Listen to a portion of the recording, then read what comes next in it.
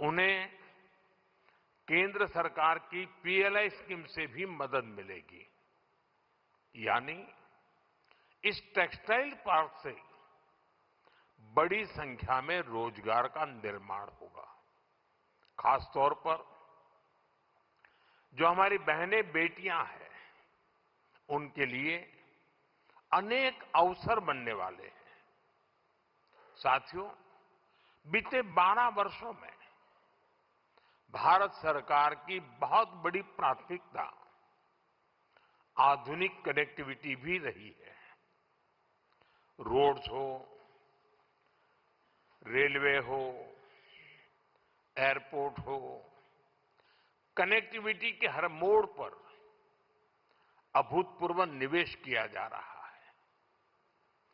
करीब 2.25 लाख करोड़ रुपए की इन्वेस्टमेंट सिर्फ और सिर्फ नेशनल हाईवे पर की गई है और इसका बहुत बड़ा लाभ तेलंगाना को भी हो रहा है।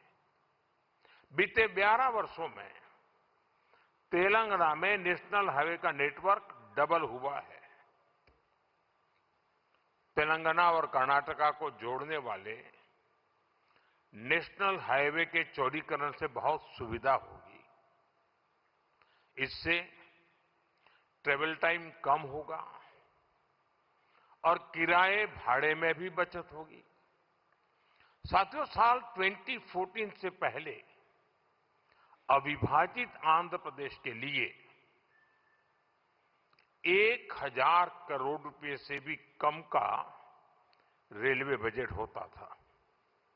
रेवंता जी सुन रहे हैं ना?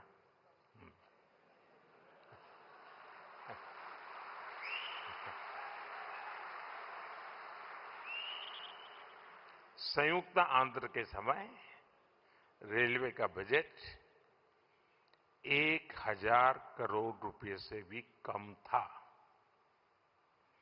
आज सिर्फ संयुक्त आंध्र की बात नहीं कर रहा, आज सिर्फ तेलंगाना का रेलवे बजट ही लगभग 5,500 करोड़ रुपए का है।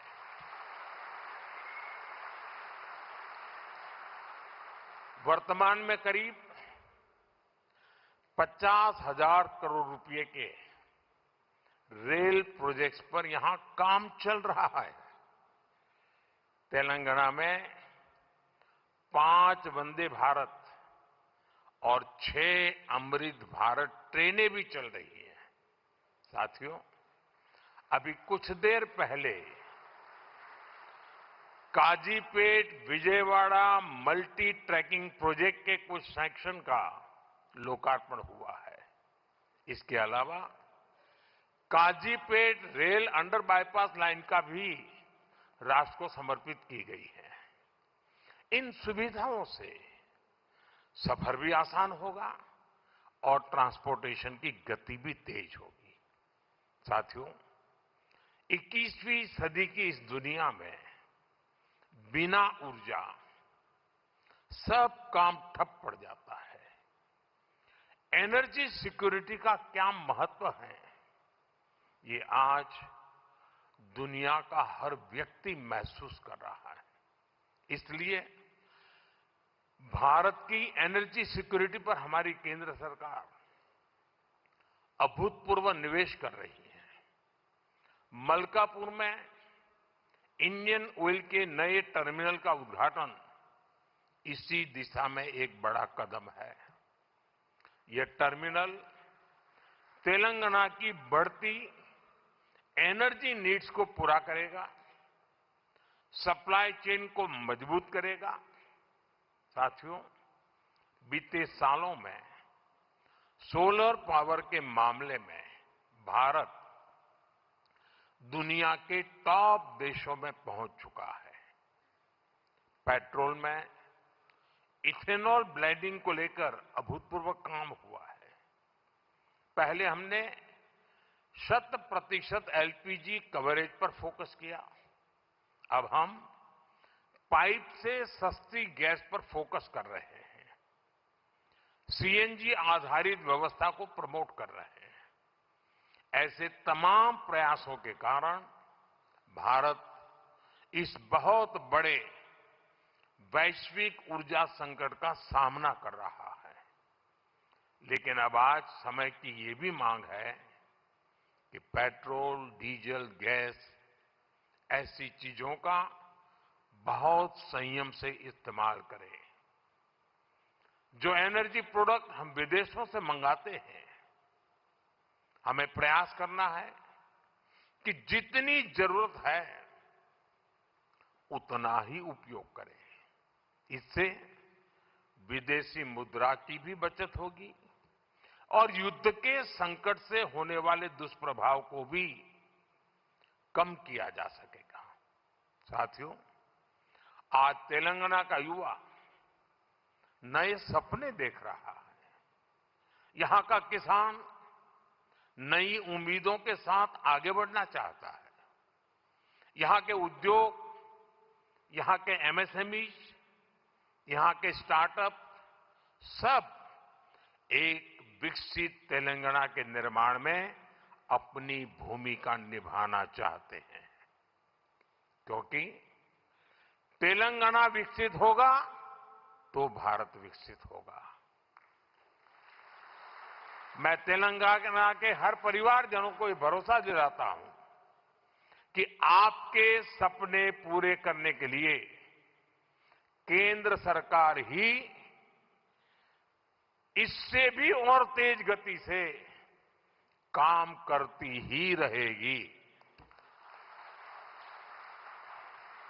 अब हमारे रेवंता जी ने कहा था कि हां, हम पॉलिटिकल बात नहीं करेंगे, तो मैं भी नहीं करूंगा।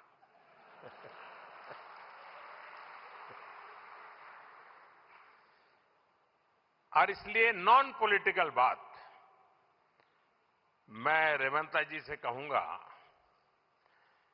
कि 10 साल के शासन में भारत सरकार ने जितना गुजरात को दिया वो मैं आपको देने को तैयार हूं।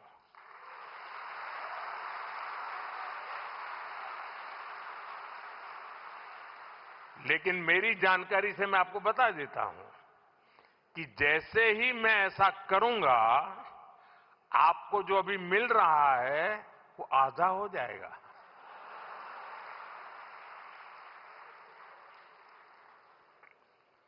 आप जहां पहुंचना चाहते हैं नहीं पहुंच पाएंगे, और इसलिए अच्छा है कि मेरे से ही जोड़ो।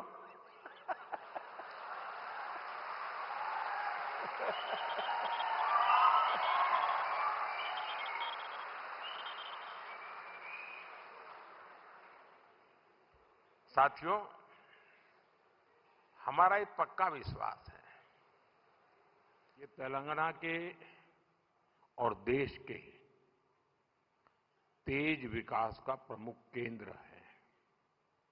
इसलिए आज साइबराबाद से तेलंगाना को देश का एक बड़ा मैन्युफैक्चरिंग पावर हाउस बनाने के लिए अनेक बड़े प्रोजेक्ट शुरू हो रहे हैं।